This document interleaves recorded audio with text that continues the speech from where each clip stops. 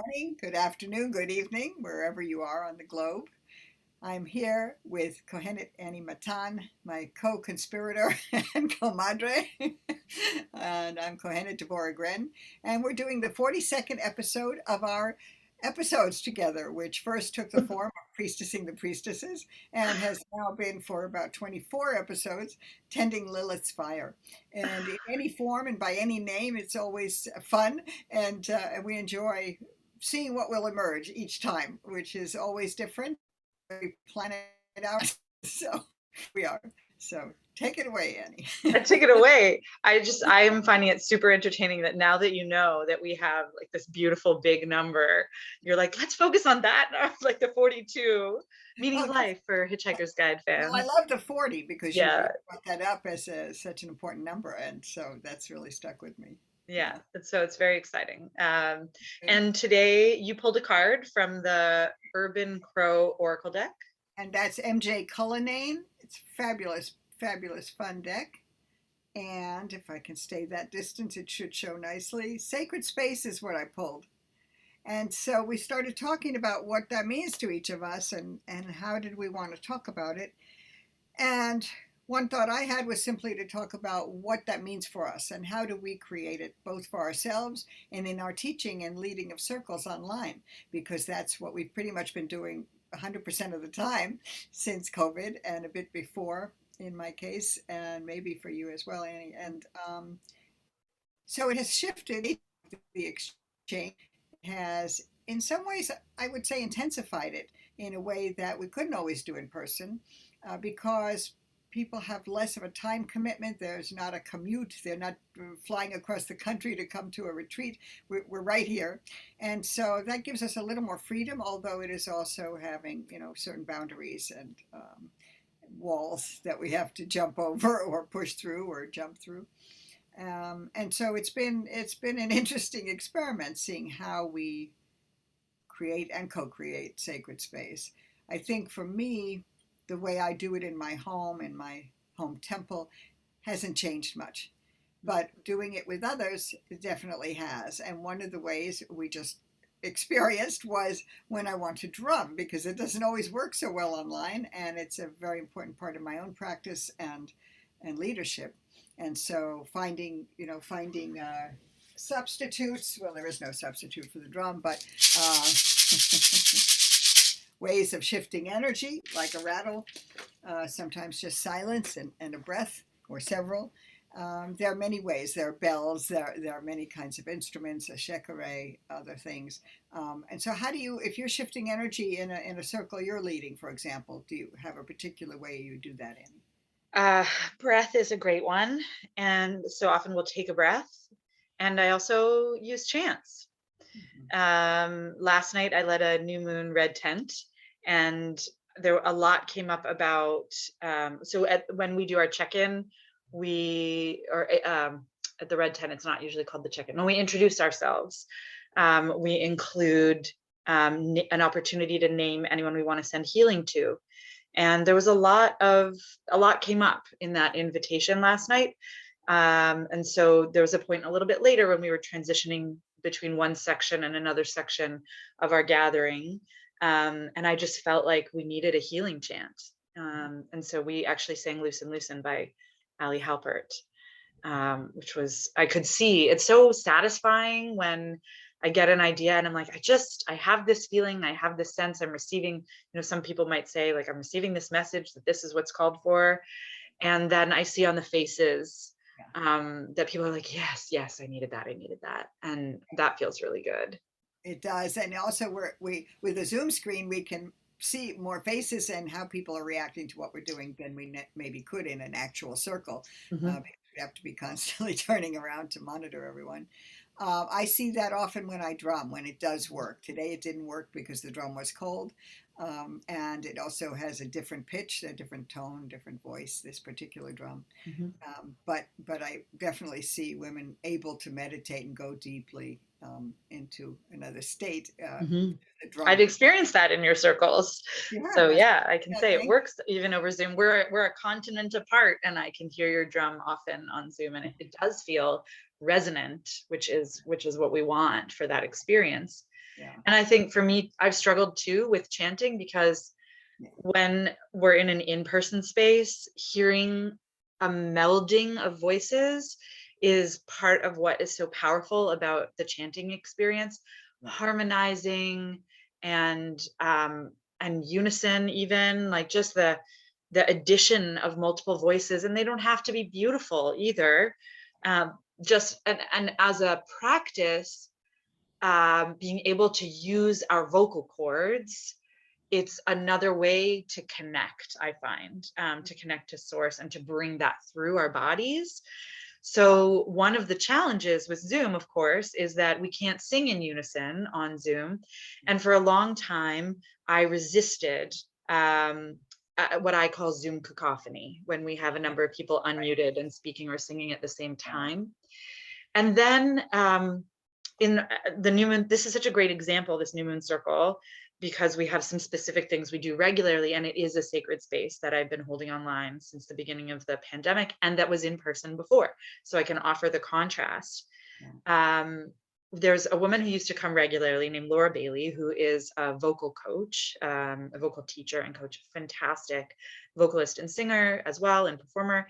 And she's the one who said, can we please unmute when we were doing our opening chant? And we tried it, and it was actually really beautiful, because when everyone is muted, I like it. Then I can sing in harmony. When someone else is leading and I'm muted, I don't have to worry about the Zoom cacophony, and it gives me, I feel free. But a lot of people just stopped singing. And so what I loved was when we invited the unmuting, even though we have that annoying delay, we could hear so many more voices. And that felt really powerful. And then we tried a thing where we just gave people a chance at a solo. Like, if you feel comfortable having your voice heard, we'll take turns singing this line over and over again, so everyone's voice gets heard. Very And nice. I think that was an adaptation that I've carried over, even though Laura moved to Germany, so the time, because of the time difference, we don't get her in the red tent anymore. But we still do it, and I name her and thank her for introducing me to the discomfort and beauty of inviting in our voices in this way, even on Zoom. And just like with the drum, sometimes it doesn't work, and sometimes. And I would love to have a drum circle. And I Oh my understand that gosh. it's a program which allows more than one drum or more than one instrument at the same time, but I haven't tested it out yet. I'm anxious to see if it would really work, because it would be lovely. I think there is technology now that also enables people to sing at the same time, like it accounts for the delay. But I haven't tried any of it, and it doesn't feel like the thing I want to invest in at the moment. Instead, I feel like I've been looking at how can we take the realities of this new mode of connecting that is Zoom, and find ways to, it's like what you were saying about, now you don't have to schlep, right? Like, find ways to highlight what makes it even better. And one of the things I love is that this tool creates a portal that defies space and time. Right. We can all feel like we're in a room together when we are all over the world and in different time zones. I do love that part. I absolutely do. And I have, even before COVID, when I was doing some online classes, loved that I could have people from Australia and Italy and Israel and England. Yeah. One of the things I did this morning, as I was saying to you just now, is live streaming on my Lilith Institute app, and trying to offer just a couple of moments of spiritual practice to get people centered in the middle of their day. And what I suggested was I started with a chant, and I then stopped and said, I'm going to also add a nigun, a wordless melody. I explained what it is for those who, most people won't know across the world. And because I wanted people to experience the vibration in their bodies, because it is so centering and so important actually for our health. And so I did it that way. So that people could feel comfortable and encouraged to do it along with me, and not just watch me as, an observer. Yeah. And one of the ways that I love to do that is to invite people to sing along. And if the words get in the way, to la la la, yai die die, lie lie lie, just so that they can participate, because Exactly. the words aren't the point when we're doing Right. that kind of singing. Right. Definitely. They're I look, I'm a songwriter, I'm a poet, I'm a liturgist, so the words are very important to me, and they're part of what's woven into the power of the thing. Yeah. But I feel like if we just sing, it's so powerful on its own. Absolutely. Absolutely. And Yeah. I also was singing in Hebrew, so I don't want people to feel Yeah. left out, and that's why I wanted to encourage the Nigun. Yeah. Yeah. Amazing. Yeah. um we're talking about how we hold and facilitate sacred space. Mhm. And so I feel like we've so far been talking about some of the tachlis, or like the logistical things that we do. And I also want to mention that for me, um, the most important piece that makes a space feel sacred or defines it as sacred space for me is authenticity, is an invitation to authenticity. And that means holding space for vulnerability and power and celebration, and modeling that with invitations to check in about how you're doing and like what's up for you right now, real talk, so people can name as they come into whatever it is we're trying to do together, what might be distracting them, or What's in their energy field? yes, Yeah. thank you, that is a much better, that is a great way to put it, what's in their energy field when they arrive. And that also sets the tone for the kinds of connecting that we can do together. And that feels like the most, for me, I'm just not interested in spaces that don't enable authenticity. Absolutely. And We yeah. can't do the work. We can't really even seek or expect to find, I don't think, divine connection or even human to human connection, which is also divine, without that. Yeah. Can't And fake that your way takes, through it this. takes some, oh, sorry, what did you say? You can't fake your way through this. I mean, it's not that kind of exchange or meeting. Yeah. Right. And that means also, uh, I mean, I feel like it's taken some years of experience to know how to hold that space Hmm. for bravery and vulnerability, because we can't guarantee safety. I Right. can't control everyone's behavior. I fuck up sometimes. And especially in a world now where, thank God, we're so much more aware of of like the shit we carry with us that influences how we relate to each other. And when I say that, I mean like our biases and our white supremacy, sexism, patriarchy, Our capitalism, feminism. assumptions. Yeah, also, you're so good at finding the perfect words right now to like distill. Yeah, exactly, the assumptions that we carry in with us. And so I can't guarantee a safe space, but in order to foster space for authenticity, I find modeling it helps, Hmm. and learning how to navigate when judgment arises, when assumptions arise, and Right. and how to be gentle. It's a tricky balance, and those are the times I feel like I'm like earning my keep as a facilitator, when I'm like, ooh, okay, like thank you for that sharing, and also let's make space for, or like it's a I feel like that weaving is the tricky part in real life, of wanting to hold space for what's real for people, and also holding to um, guidelines that encourage and foster non-judgment, and respect. Hmm. I don't know what's the word for like how we hold each other. You're our wordsmith. Just that, I think. But I Yeah. think what's so important, I think you've already mentioned this, is that we allow ourselves to be vulnerable and that we model it. And Mhm. that we also model making a mistake, Mhm. and cop to it and don't pretend to gloss over and go on to the next thing, hoping nobody noticed. I think it's Yes. really important to call ourselves out, and so that, and the vulnerability, especially because it gives people permission to be that same way, even if they're not ready to, and they don't have to. We always, I think both of us say, if you don't want to pass, if you don't want to answer this question or engage with this topic, it's fine, even Mhm. if we're going around the circle. Nobody Mhm. ever is, pressured to speak.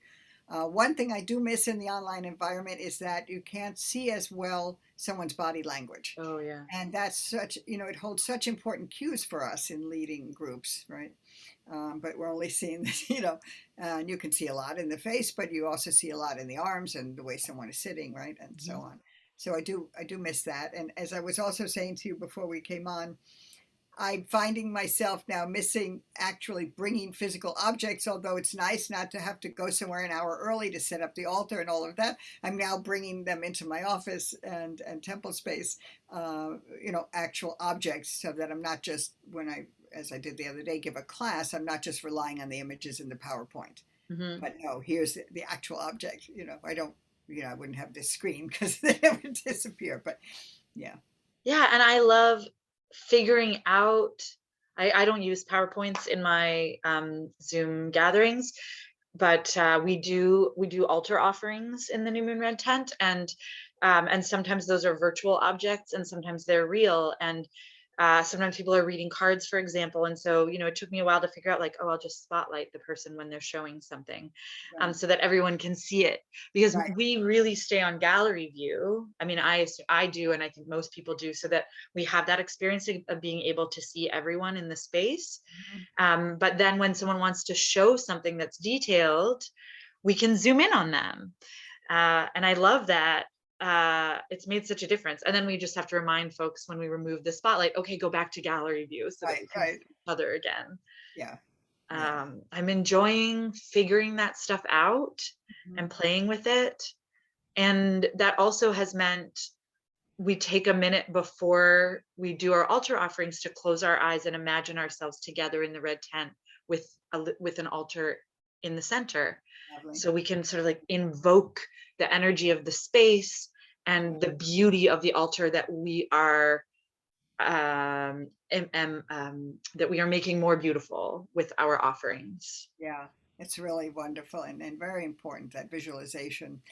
I learned something else, or was reminded of something else, from Ann Key, who's my co-leader for the Prayer and Blessing and Oracular Circle, which you co-led with me last month. And that was, she was going to set up an altar, but her altar wasn't in a place near where her computer, it could be seen on her computer, and that's pretty much the same for me. So she said she was going to post a photograph, and that worked really well. And so I've done that sometimes as well. If I'm on my laptop, of course, you have more freedom, and then I could move around and show people. But most circle in particular, I'm in my office like I am now.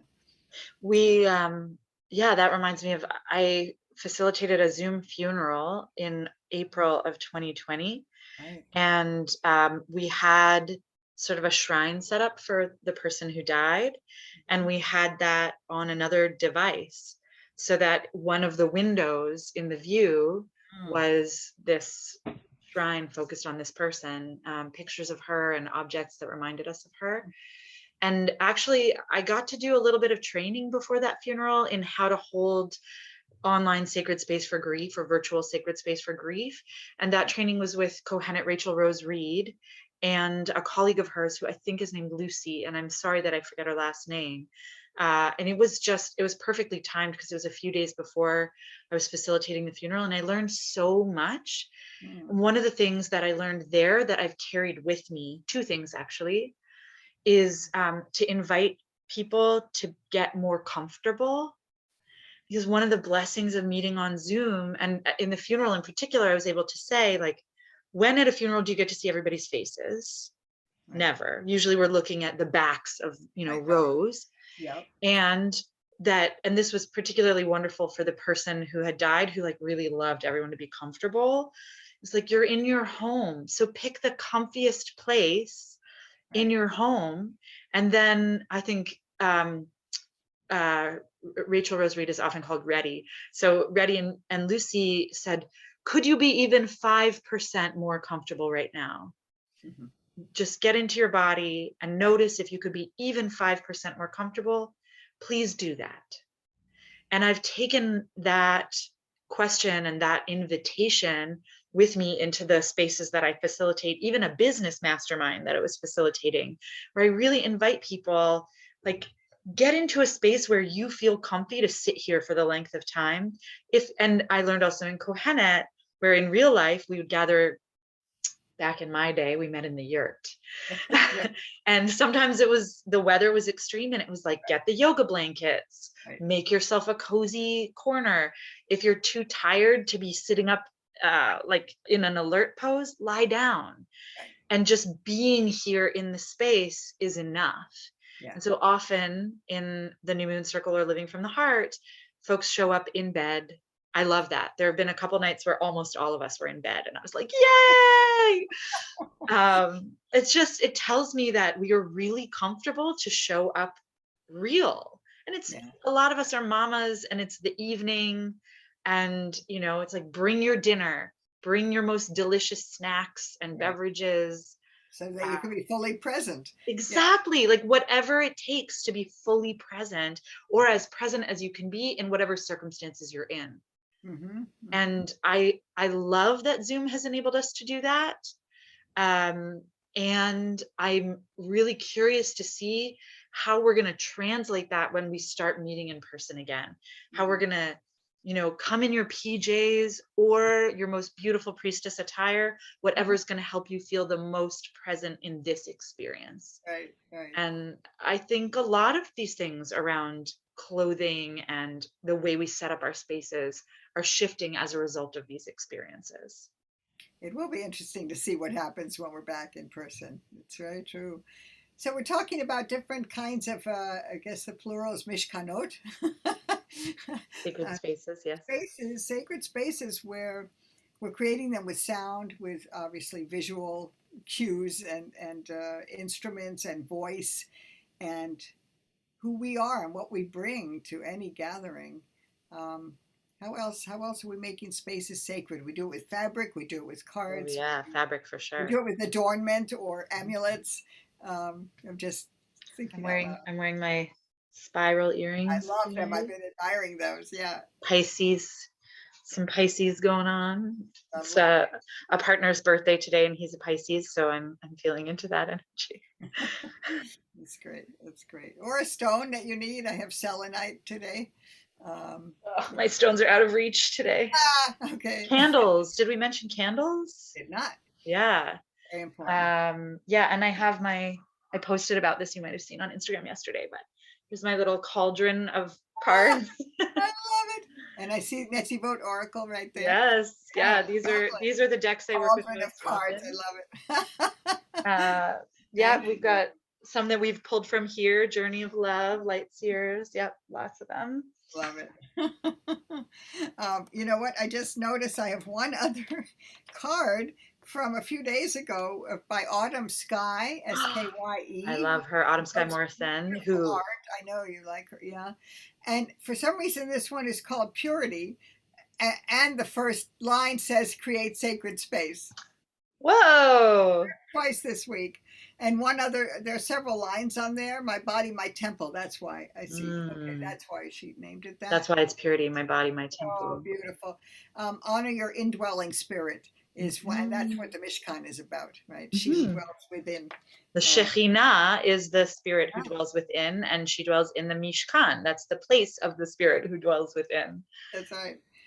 So I'm actually looking for new language around the tent of meeting or tabernacle, and in terms of, I founded many years ago something called Mishkan Shekhinah, and it was a place where we held ceremony. Mostly it was a movable sanctuary, that because I would hold ceremonies in different places.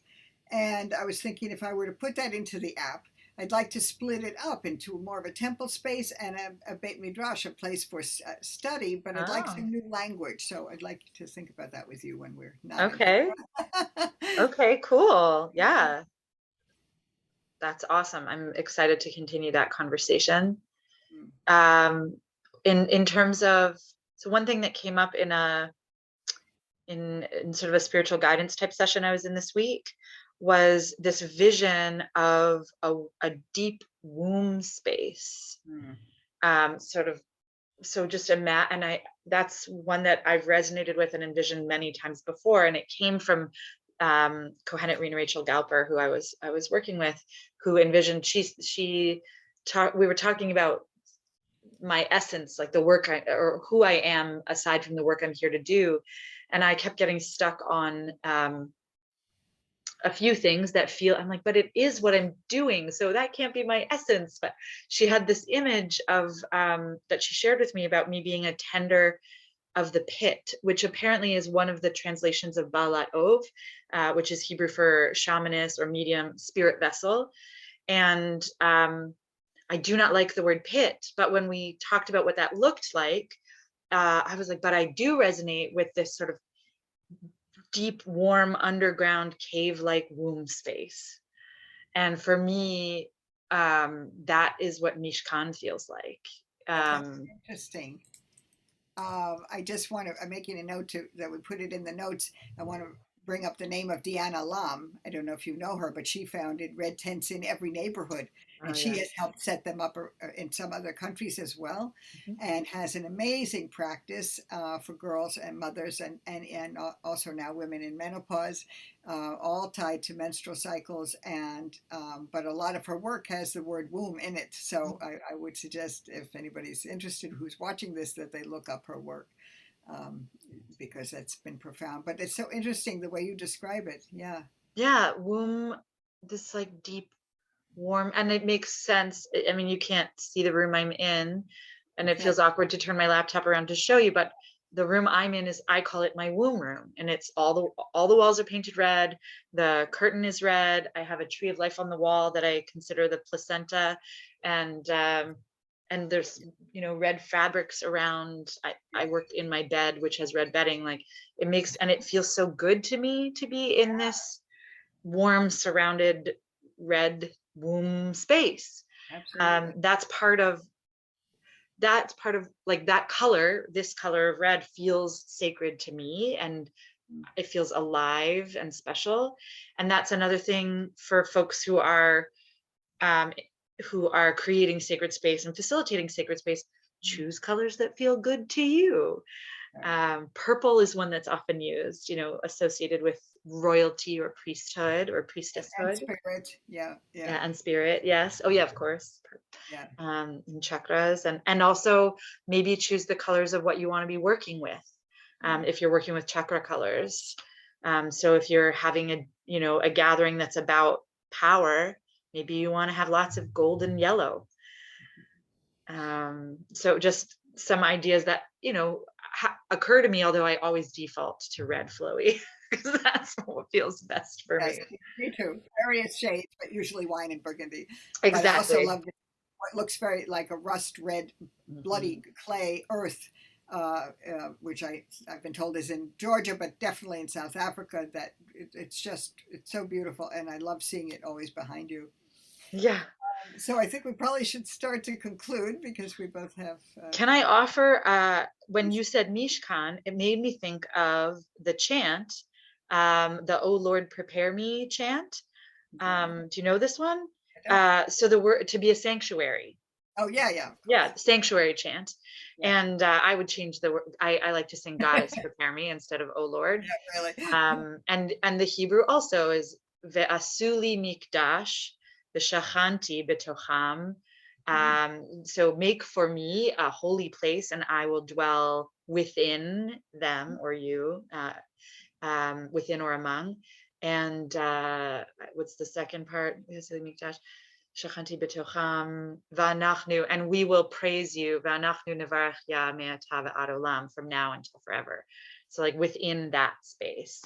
So I just want to explain that the reference here is to building a mishkan for God's spirit to dwell on earth in the desert, but that's where Shekhinah dwells, and so it's a Lord word is even more interesting, and when one thinks about that, yeah, So it's does that another feel all right that's if I another sing stretch. that? Pardon, if you Can I? for you to sing it, absolutely, All sing right. us out. Okay, I'll sing us out. Thank you. Goddess, prepare me to be a sanctuary, pure and holy, tried and true. And with thanksgiving, I'll be a living sanctuary for you, Ve'asuli. מקדש ושכנתי בתוכם ואנחנו נברך יה מעתה ועד עולם.